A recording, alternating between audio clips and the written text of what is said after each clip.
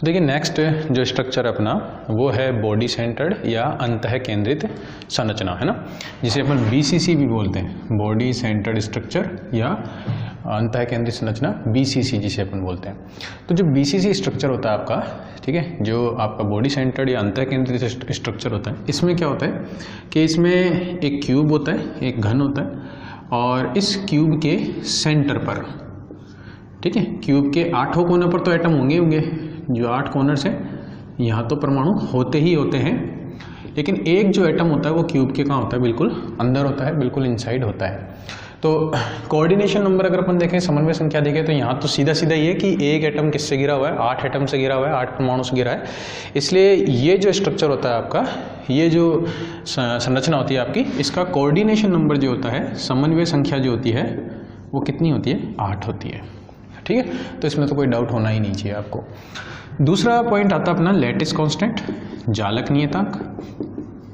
तो lattice constant या जालक नियतांक की मैंने डेफिनेशन बताई थी कि ये दो एटम्स के बीच की डिस्टेंस होती है, दो परमाणुओं के बीच की डिस्टेंस होती है, जबकि जो स्पेशल एटम्स है, जो मुख्य परमाणु है, उसे आपने यूज़ करा हो, ठीक है, उसे आपने लिया हो मतलब।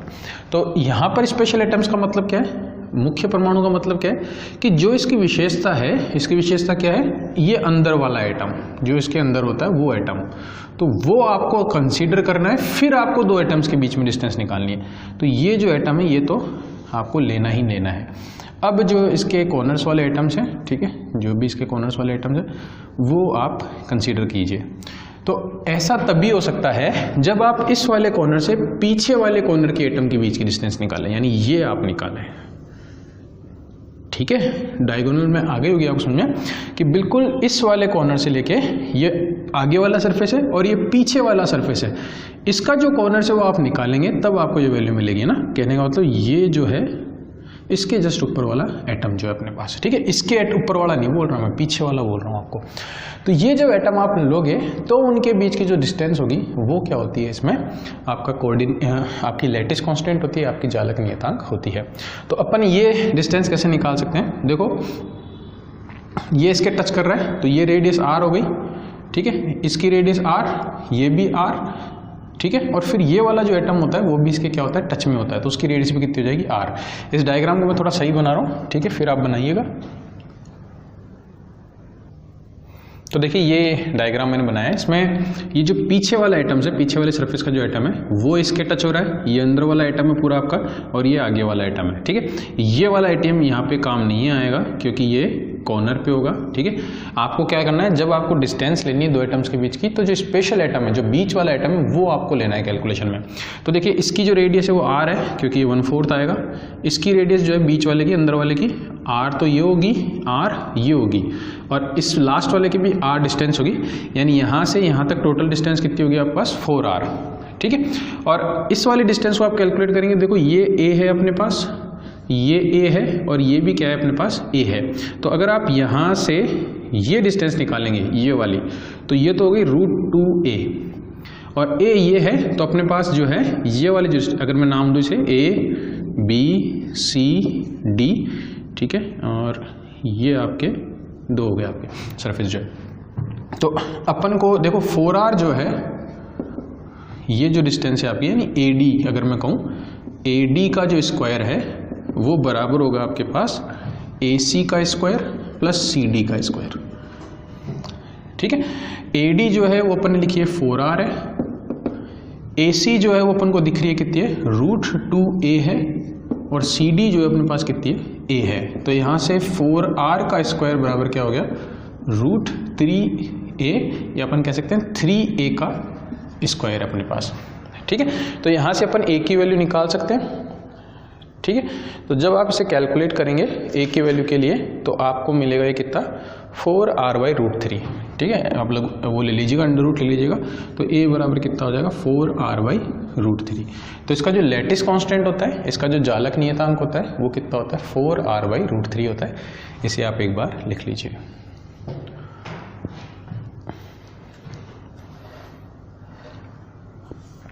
अच्छा, थर्ड पॉइंट है, अपन वॉल्यूम निकाल सकते हैं, वॉल्यूम ऑफ यूनिट सेल, एक एक कोशिका का आयतन।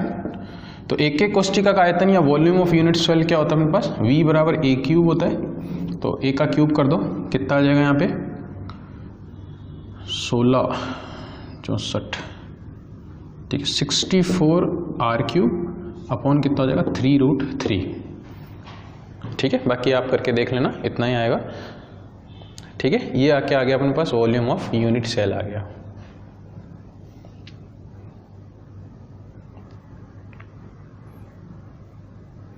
तो तीन चीजें अपन ने इसकी कैलकुलेट कर दी। चौथी चीज अपन जो निकालते हैं वो है आपका number of atom in unit cell, एक एक कोष्टिका में परमाणुओं की संख्या। तो देखो यहाँ पर भी 8 एटम जो होते हैं वो 8 कॉर्नर पर होते हैं। और कल लास्ट लेक्चर में मैंने आपको बताया था, या सिंपल क्यूबिक में अपन ने पढ़ा था कि जो भी परमाणु कोने पर होते हैं, ठीक है, कॉर्नर्स पे होते हैं, उन सबका 1/8 पार्ट काम में आता है, 1/8 भाग उनका काम में आता है। तो 8 एटम तो 1/8 काम आएंगे, और एक एटम जो होता है इसके बिल्कुल बीचों बीच होता है, जो पूरी तरह से सेल में काम आता है, पूरी तरह से कोष्टिका में काम आता है, इसलिए प्लस एक पार्ट जो पूरा आता है। तो यहाँ पर नंबर ऑफ एटम या परमाणु की संख्या यूनिट सेल में एक एक कोष्टिका में कितनी होती है, 2 होती है, इसे आप याद रखिएगा। ठीक है, तो एक बार मैं ये वैल्यूज हटा रहा हूँ, आप नोट कर लीजिए स्क्रीन को पॉज करके।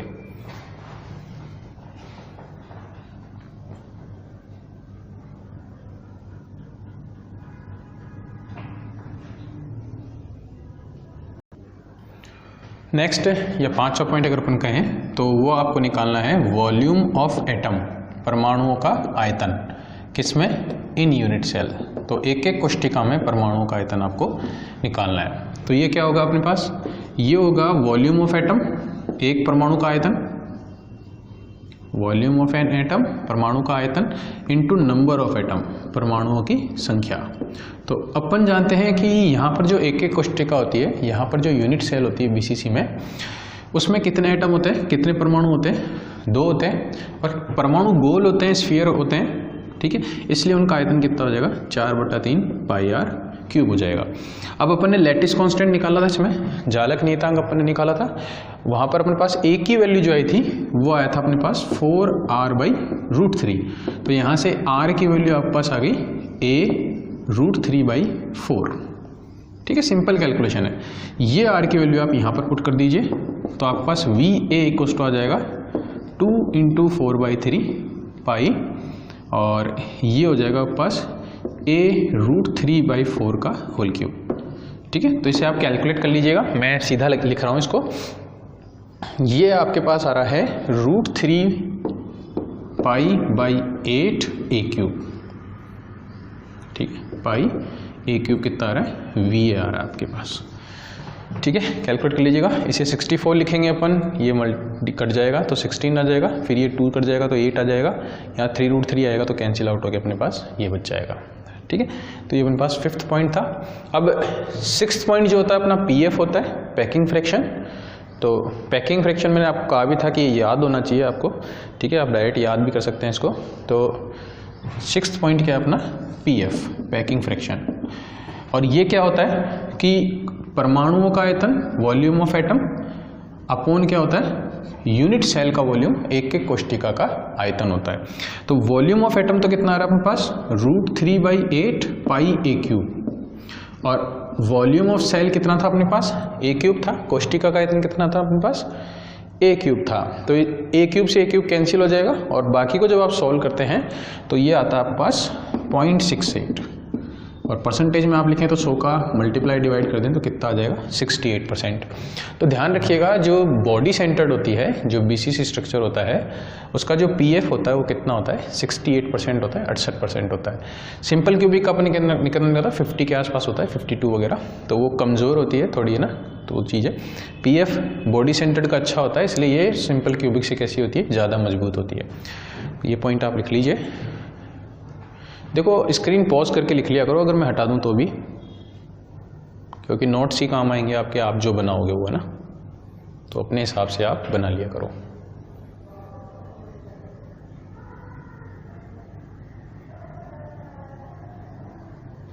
चलिए 7th पॉइंट अपन देखते हैं, fundamental vector of primitive cell अभाज्य कोष्टिका के मूलभूत सदिश। ठीक है, तो इसका डायग्राम आप मेरे साथ बनाना, इसका डायग्राम थोड़ा टफ है, तो आप बिल्कुल जैसा मैं कहूँ वैसे के वैसे बनाना इस डायग्राम को, तो आपको ये याद भी हो जाएगा ना। क्योंकि अपन को देखो यहाँ पे 3 एटम जो है बिल्कुल सेल के बीचों बीच आपको बताने हैं। ठीक है, क्योंकि बॉडी सेंटर्ड में एटम कहाँ होता है, बीच में होता है, तो डायग्राम को आप बिल्कुल मेरे साथ ही बनाना है इसके ना। तो हेडिंग लिख लीजिए, फंडामेंटल वेक्टर ऑफ बीसीसी, अंतः केंद्रित संरचना में मूलभूत सदिश। ठीक है, या अभाज्य कोष्टिका के मूलभूत सदिश भी बोल सकते हैं आप इसे, फंडामेंटल वेक्टर ऑफ बीसीसी। चलिए, तो इसका डायग्राम बनाने के लिए क्या करें, आप 2 क्रॉस लाइन ले लें, और ध्यान रखना कि क्रॉस लाइन जो हो, ठीक है, वो आमने सामने पॉइंट नहीं होनी चाहिए उनमें। जैसे एक मैंने क्रॉस लाइन ये ले ली, अब इस वाले पॉइंट के सामने नहीं होना चाहिए स्टार्टिंग लाइन। ठीक है, वैसे इस वाले लाइन के सामने नहीं जाना चाहिए स्टार्टिंग लाइन, थोड़ा तिरछा होना चाहिए ना। इस तरह से आप ले लें और फिर इसे बना दें आप ये। तो इस तरह की 2 लाइन आप पहले बना लें। ठीक है, फिर आपको क्या करना है कि इसका जो पॉइंट है ये वाला पॉइंट और इसका ये वाला पॉइंट मिला दें। इस तरह से यहाँ पर भी ऐसा ही करें, ये पॉइंट ले लें आप और थोड़ा सा अच्छा लगे इस तरह से बना लेना आप, है ना, सामने नहीं होना चाहिए।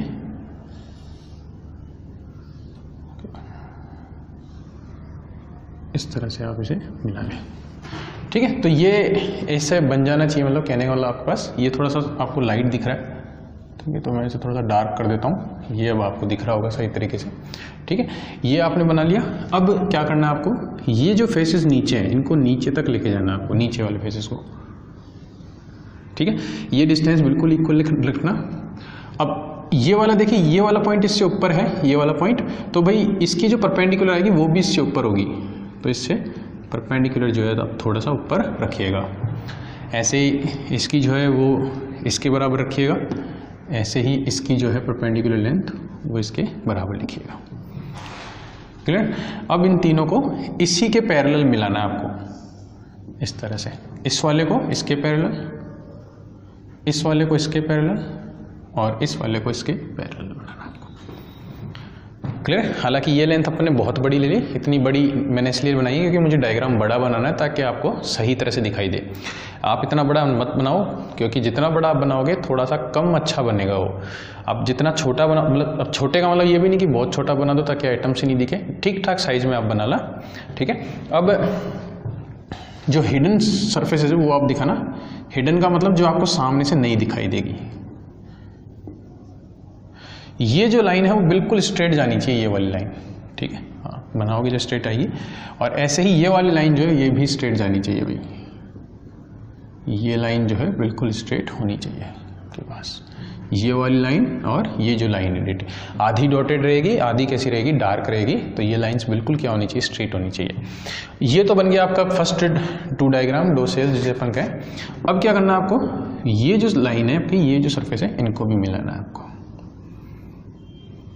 ठीक है, इसको नीचे लेके जाओ, इसको वही, क्योंकि ये ज़्यादा नीचे है तो थोड़ा ज़्यादा नीचे जाएगा, फिर इसको नीचे इसके बराबर, और फिर इनको क्या कर दो आप, मिला दो। यहाँ पर भी वही डॉटेड, और फिर इसे भी आप मिला दो। ठीक है, तो ये आपका एक डायग्राम बन जाएगा सिंपल क्यूबिक का। अब इसमें जो सामने वाले सरफेस हैं या जो हिडन सरफेस हैं उन्हें आप स्पेशली शो कर सकते हो, उन्हें आप आराम से दिखा सकते हो। तो देखो ये वाली जो सरफेस है इसे आप हैचिंग कर दो। अगर आपके पास पेंसिल हो तो पेंसिल की जो आपकी नोक होती है वो इस तरह से अगर आप चलाओगे, है ना, पेंसिल का जो नोब होता है इस तरह से चलाओगे तो थोड़ा लाइट हो जाएगा वो डार्क, तो उस तरह से भी आप इसे शो कर सकते हो। तो वो थोड़ा अच्छा भी लगता है देखने में। ज़्यादा नहीं करना क्योंकि फिर अपन को आइटम्स नहीं दिखाई देंगे नहीं तो। ठीक है, तो मैं इसकी फ़ोटो वैसे आपको डाल दूंगा, तो आप नोट्स में से बना सकते हैं। ठीक है, लेकिन आप मेरे साथ साथ बना लें तो सबसे बेटर है, आपको पता रहेगा कैसे बनाना है।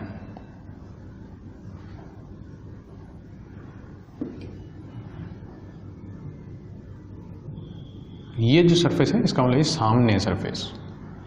ठीक है, वो थोड़ा सा आप कर लेना कलर जो भी है। अब इसमें एक्सिस की बात करें अपन, एक्स एक्सिस कौन सी है, वाई एक्सिस कौन सी है, जेड एक्सिस कौन सी है। अगर इसकी बात करें अपन तो ये जो सरफेस बाहर आ रही है इसको अपन बोल रहे हैं एक्स एक्सिस, ठीक है। जो दूसरी सरफेस आपकी बाहर आ रही है ये एक्सिस, इसे अपन बोल रहे हैं वाई एक्सिस, और ये तो आप जानते ही ये क्या है आपकी जेड एक्सिस है, ठीक है। बॉडी सेंटर्ड में एटम बीच में होते हैं, परमाणु बीच में होते हैं। अपन ने 3 सेल लिए तो 3 एटम्स आपको कहाँ दिखाने पड़ेंगे, इनके अंदर दिखाने पड़ेंगे। तो मैंने पहला एटम ये ले लिया जो इसके अंदर है, दूसरा आइटम मैंने इसका ले लिया जो इसके अंदर है, और तीसरा आइटम मैंने इसके अंदर ले लिया यहाँ कहीं। तो ये 3 एटम जो हैं वो इनके अंदर हैं, और बाकी जो एटम्स हैं वो इनके कॉर्नर्स पे होंगे, तो वो सारे कॉर्नर्स पे भी आपको शो करने हैं, ठीक है। ये इनफ डार्क होने चाहिए भाई, दिखाई दे आराम से इस तरह से, और पीछे नहीं छुपने चाहिए कोई भी एटम। 8 एटम कोने के और 3 एटम बीच के आपको पूरी तरह से दिखने चाहिए भाई।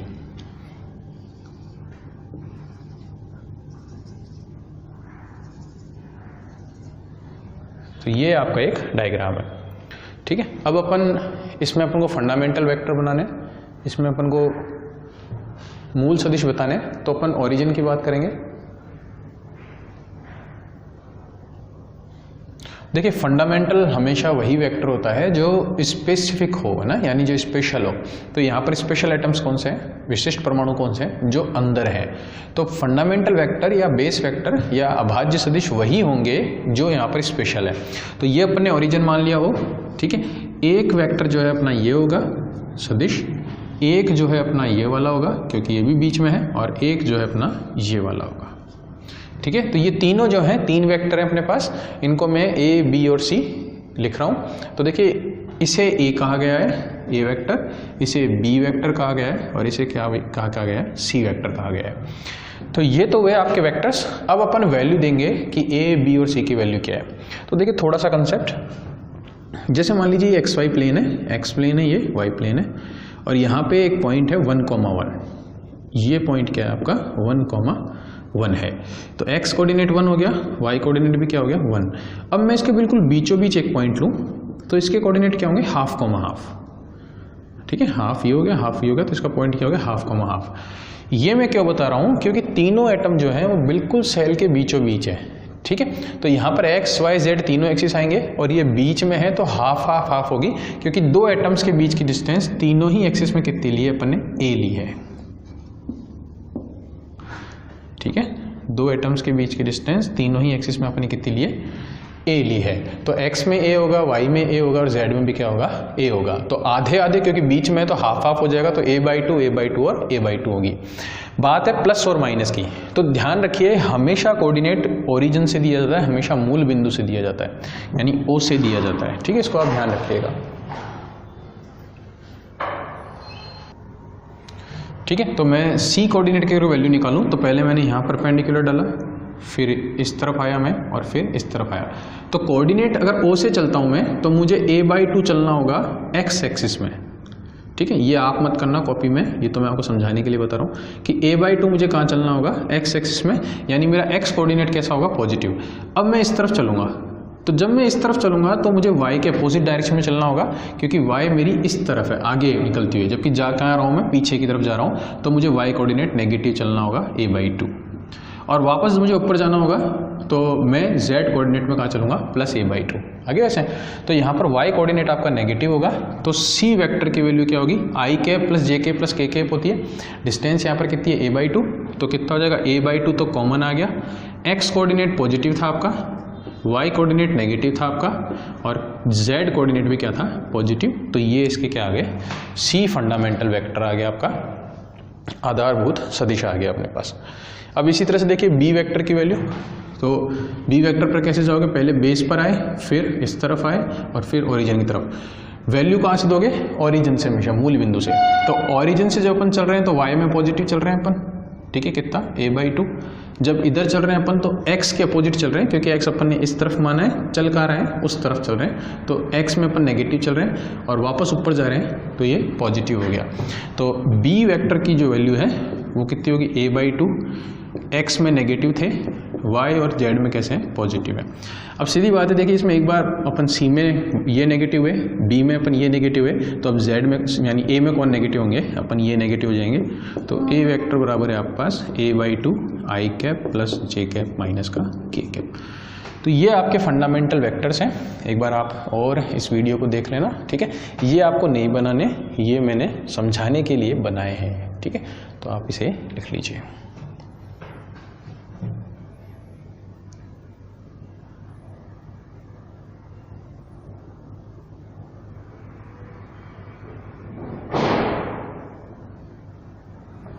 चलिए अब देखते हैं अपन वॉल्यूम ऑफ प्रिमिटिव सेल, अभाज्य कोशिका का आयतन।